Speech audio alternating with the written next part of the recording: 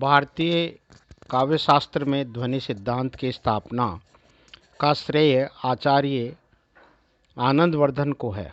उन्होंने अपने ध्वन्यालोक में समस्त विरोधी पक्षों का खंडन करते हुए पूर्ववर्ती आचार्यों के द्वारा काव्यात्मा अथवा काव्य तत्वों का जो प्रतिपादन किया गया, उनका परिष्कार कर शब्द की तीसरी शक्ति व्यंजना पर आश्रित ध्वनि को काव्य की आत्मा घोषित किया।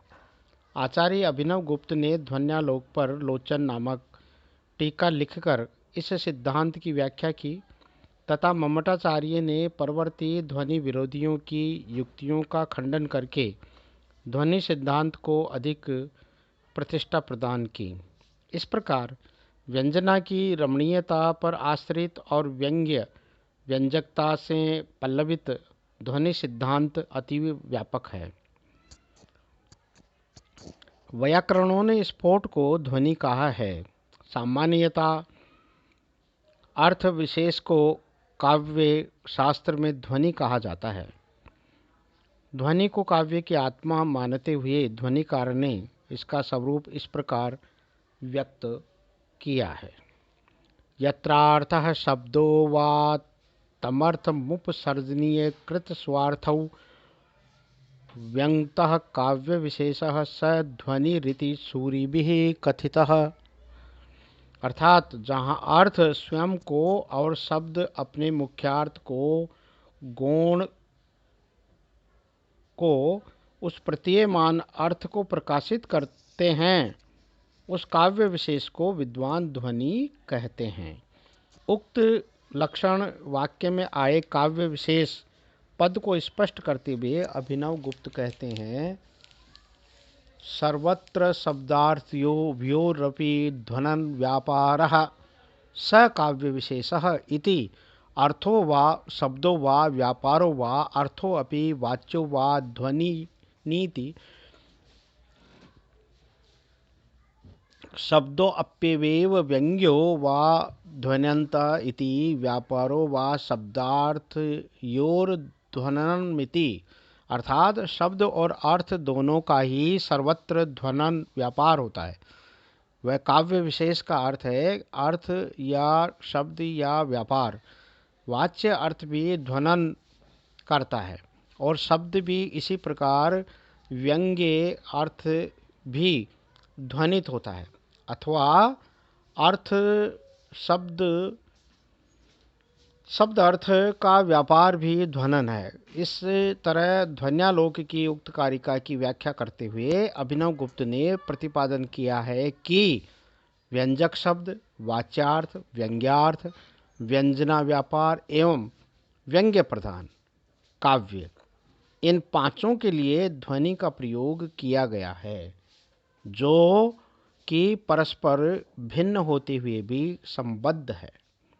ध्वनि शब्द की व्युत्पत्ति एवं अर्थ भेद। उक्त पांचों को ध्वनि मानने पर इसकी व्युत्पत्ति भी भिन्न भिन्न प्रकार की हो जाती है। यथा व्यंजक शब्द, उस व्यंजक शब्द को ध्वनि कहते हैं जो अर्थ को ध्वनित करे या कराए। ध्वनति यह सह व्यंजकः शब्दः ध्वनि। इस व्युत्पत्ति के आधार पर वाचक, लाक्षणिक एवं व्यंजक तीनों प्रकार के शब्द ध्वनि कहलाते हैं।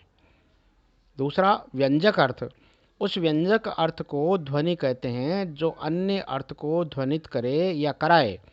ध्वनति, ध्वनयति वा यह स व्यंजको अर्थः ध्वनि। इस व्युत्पत्ति के अनुसार जिस अर्थ को आधार बनाकर व्यंग्यार्थ अभिव्यक्ति पाता है, उस व्यंजक अर्थ को ध्वनि कहते हैं। तीसरा व्यंग्यार्थ, जो ध्वनि किया जाए वह ध्वनि है। ध्वनन्ते इति ध्वनि। इस व्युत्पत्ति के अनुसार वस्तु, अलंकार और रस, ये तीनों व्यंग्यार्थ में आ जाते हैं। व्यंजना व्यापार, जिसके द्वारा ध्वनित किया जाए वह ध्वनि है। ध्वन्यते अनेन इति ध्वनि। इस व्युत्पत्ति के अनुसार शब्दार्थ के व्यापार, अभिधा, लक्षणा एवं व्यंजना तीनों ही ध्वनि है, क्योंकि जिस शब्द शक्ति के द्वारा ध्वनि की उत्पत्ति होगी वह ध्वनि है। व्यंजना प्रधान काव्य जिसमें वस्तु, अलंकार और रसादि ध्वनित हो, उस काव्य को ध्वनि कहते हैं।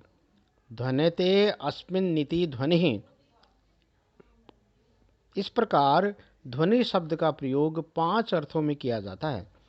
संक्षेप में ध्वनि का अर्थ व्यंग्य है। इस ध्वनि को प्रतीयमान और गम्य भी कहते हैं। आचार्य मम्मट ने काव्य के सर्वप्रथम उत्तम, मध्यम, अधम ये 3 भेद किए हैं और उत्तम काव्य को ही ध्वनि काव्य कहा जाता है। मम्मटाचार्य का लक्षण इस प्रकार है। इदम उत्तमम अतिशयिनी व्यंग्ये वाच्याद ध्वनिर्बुद्धि कथितः। अर्थात वाच्यार्थ से जब व्यंग्यार्थ अतिशय चमत्कारी हो, तब उस व्यंग्य काव्य को उत्तम काव्य कहते हैं और इसी को विद्वान ध्वनि नाम से अभिहित करते हैं।